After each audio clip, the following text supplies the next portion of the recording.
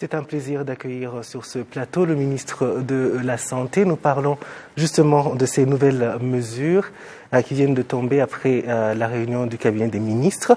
La première question, nous venons de sortir de ces 2 semaines où notamment ici dans la ville de Kigali, il y avait un confinement total. Quel a été l'impact, disons, en ce qui est de la riposte ? L'impact de 2 semaines de confinement dans la ville de Kigali est perceptible ou commence à se faire sentir au niveau des données épidémiologiques que nous suivons. Nous avons constaté depuis 4-5 jours que le nombre de cas rapportés de Covid dans la ville de Kigali, pour une fois, nous avons des cas inférieurs au nombre total des cas rapportés dans toutes les provinces du pays. Ce qui n'était pas arrivé depuis plus de 5 semaines. Il y a longtemps que toutes les fois qu'on comparait les données de l'incidence dans la ville de Kigali, nous avions plus de cas dans la ville de Kigali comparé à toutes les autres provinces du pays en termes de nombre de cas. Alors depuis cette semaine, nous avons maintenant moins de cas dans la ville de Kigali comparé aux autres provinces. C'est déjà un acquis. Deuxièmement, nous avons constaté pour les 3 derniers jours que pour la première fois, très récemment, le nombre de nouveaux cas est inférieur au nombre de cas que nous avons libérés ou que nous avons après traitement. Nous les accueillons dans nos centres de traitement et puis quand nous les libérons après le traitement, ces patients-là, nous avons constaté que le nombre de patients renvoyés à la maison parce qu'ils se portent bien, pour une fois, il est plus élevé par rapport au nombre de nouveaux patients que nous avons fait entrer dans nos systèmes où nous les prenons en charge. Ça, c'est encore une indication que, avec le confinement dans la ville de Kigali, on sent qu'il y a une baisse de l'incidence de nombre de cas Covid-19. Autre chose, c'est par rapport au décès. Le fait que nous avons amélioré la prise en charge et que nous avons de moins en moins de cas sévères qui arrivent parce que nous les prenons en charge assez tôt. Avec le confinement, nous avons un système de remontée des patients qui ont des symptômes du village jusqu'au niveau du centre de santé ou jusqu'au niveau de l'hôpital. Eh bien, nous avons constaté, et surtout aussi avec l'amélioration de la prise en charge par l'introduction des nouvelles molécules, qu'on a moins de décès. On a eu une réduction de 36% de décès si on compare les décès de la semaine passée comparés aux décès que nous avons rapportés la semaine que nous venons de terminer. C'est aussi une indication comme quoi le fait d'être confiné, ça nous a permis de bien organiser tous nos services et surtout de bien acheminer les patients rapidement et la prise en charge était assez précoce.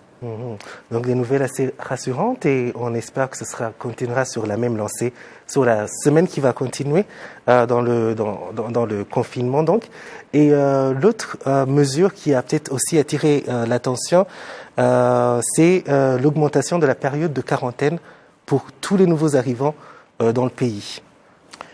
Oui, au fait, nous avons constaté, et c'est pas seulement même au Rwanda, que le fait que nous demandions que quelqu'un qui vient au Rwanda soit doté d'un test PCR qui peut aller jusqu'à 120 heures, cela donnait en fait assez de temps pour qu'une personne qui, avant de voyager, a un test, fait son test 4 jours, 5 jours avant le voyage, il y avait un risque important qu'il se contamine tout en ayant son test négatif qu'il a pris assez de jours avant le voyage. Et même, nous avons aussi constaté qu'il existe toujours un risque de contamination au cours du voyage. Et donc, du coup, quand la personne arrive ici, le voyageur plutôt, il faut l'appeler comme ça, nous les testions, et bien sûr que nous avons constaté au départ qu'il y avait assez de négatifs, les gens étaient négatifs, mais ces derniers temps, nous avons commencé à avoir un certain nombre de patients qui sont positifs, environ 4 patients positifs par jour, parmi bien sûr une centaine de gens qui viennent, alors qu'ils étaient dotés de leur test PCR négatif. Alors ça nous a montré que plus ils traînent avec un résultat négatif avant le voyage, plus il y a toujours un risque de contamination. Alors nous avons ramené le nombre d'heures de 120 heures à 72 heures pour qu'on ait un résultat assez frais, assez récent, appelons ça comme ça, un résultat assez récent avant le voyage. Et une fois arrivé au pays, parce que nous sommes en train de surveiller ces variantes de virus qui sont rapportées à gauche, à droite, nous voulons tester cette personne et s'assurer que, comme elle vient de l'extérieur, cette personne n'a pas aussi un virus parmi les mutants qui circulent. Donc, avant, on faisait un test à l'arrivée. 24 heures après, la personne était pouvait faire toutes ses courses comme il veut.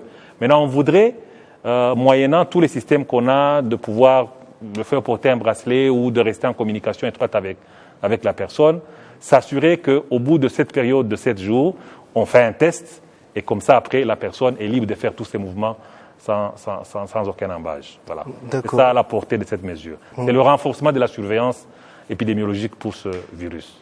Absolument. Et alors, on ne va pas vous laisser sans évoquer le vaccin, parce que le vaccin, c'est vraiment le sujet du moment, partout dans le monde d'ailleurs. Et je suis sûr que ceux qui nous regardent ont envie de savoir où en est le Rwanda. On sait que le vaccin arrive, des premières doses arrivent bientôt. Où est-ce que ça en est aujourd'hui? Que faut-il en espérer? Nous attendons les premières doses à la fin de cette première quinzaine du mois de février. Nous attendons le vaccin Pfizer, plus de 100 000 doses comme un premier batch qui sera suivi par environ 900 000 doses de AstraZeneca à la fin du mois de février. Et donc, ça va nous permettre de vacciner surtout les personnes à haut risque, en commençant par le personnel de santé, les personnes âgées, les personnes souvent des comorbidités, et le personnel engagé dans tout ce qui est mécanisme de renforcement de la mise en œuvre de ces mesures, les policiers et autres personnes à risque. Voilà les personnes que nous allons vacciner à première intention. Et bien sûr que le pays voudrait aller jusqu'à 60% de la couverture vaccinale. Et les contacts sont assez avancés avec d'autres fournisseurs de vaccins pour que nous puissions avoir des doses supplémentaires et dans la mesure du possible vacciner le maximum possible, jusqu'au moins à 60%. C'est l'objectif de l'Union africaine pour que nos pays aient une couverture au moins de 60%. Nous y travaillons donc pour que, dans le meilleur des cas, nous puissions le faire cette année ou au début de la semaine prochaine, de l'année prochaine. Oui. Merci beaucoup de nous avoir accordé ce moment, Monsieur le Ministre. Merci. Oui.